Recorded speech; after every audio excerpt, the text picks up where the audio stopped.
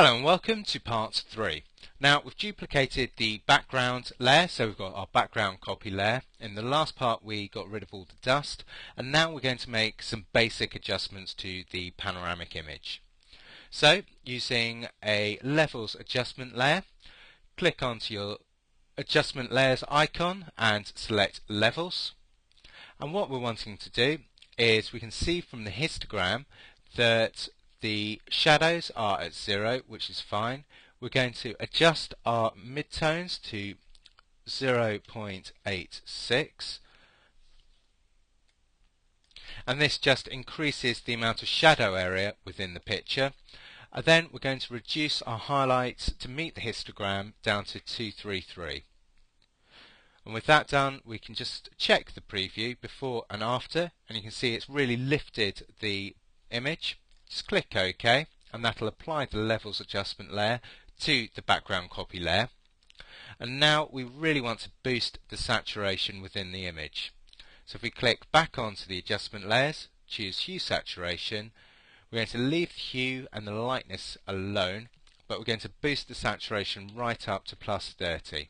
And we can really see the impact of that increased colour saturation. So we'll just click OK. And those are now applied to the image layer. If we hold down Shift, left click onto the background copy layer, and you'll see the hue saturation, the levels and the background copy layer are all selected. Then go Control or Apple E, and that'll flatten those three layers down into one and apply those adjustments to that image layer. Now if we have a quick look at before those adjustments and after, and you can see it's really made that scene look a lot more dramatic. Once we've done that, we're now going to look at using the burn and dodge tools. So firstly, zoom your image in to 100%. And what we want to do is just to lighten up a few of these areas in the background, and we're also going to take a look at the rocks here in the foreground as well. So first of all, we're going to start with the dodge tool. So if you click down on the dodge tool icon, click and hold, and you can pick the dodge tool, or you can use the shortcut, which is just O, and that'll automatically select the dodge, or the burn tool. Just keep hitting O until it scrolls through to the tool you want. We want our range to be set to highlights, and we want our exposure at just 5%. Now with a moderately large brush, we're just going to very quickly brush over these areas that we want to just add a little bit more highlight to. And because it's at 5%, it's a very subtle adjustment and won't degrade the image too much.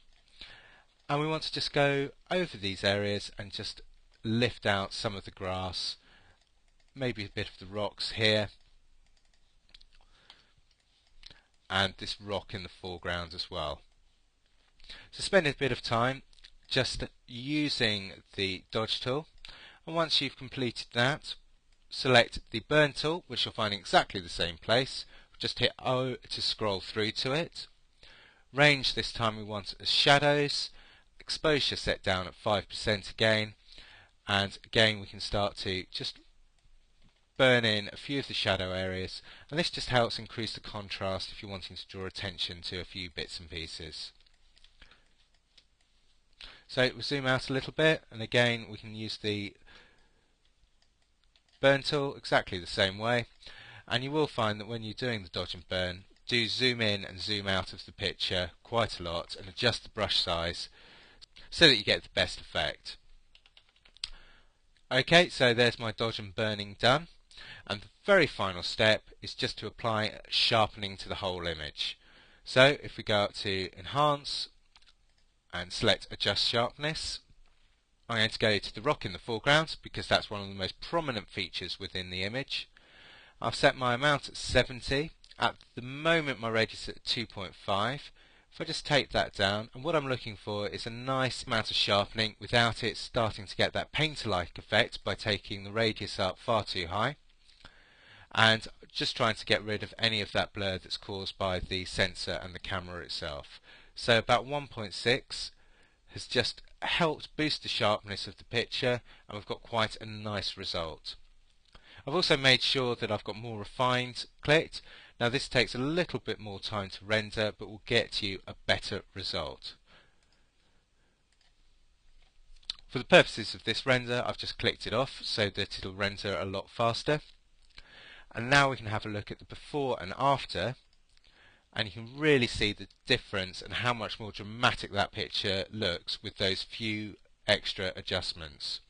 Okay, so that's how to make your holiday scenes look a lot more dramatic.